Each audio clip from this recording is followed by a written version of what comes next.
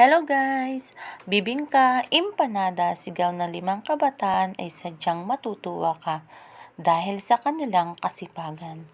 Habang ako naman ay maghahatid sa aking eskwela sa paaralan, ay nakasabay ko ang 5 kabataang ito dito sa aming barangay. Laking kasiyahan at kagalakan at sobrang paghanga ko sa kanila dahil sa naglalako sila ng bibingka at empanada na nagkakahalaga ng presyong pangmasa. Sila po pala ay mga estudyante ng college at entrepreneur ang kanilang course na kinukuha.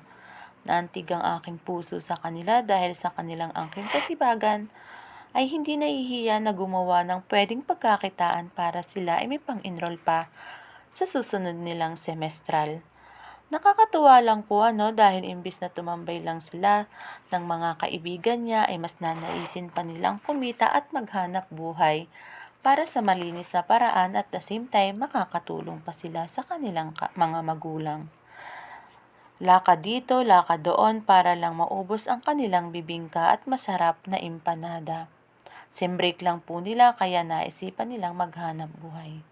Saludo ako sa inyo guys. Sana'y ipagpatuloy nyo lang ang inyong magandang gawain at maging huwaran ng kabataan dito sa San Agustin. Thank you for watching. Tiyagaan lang.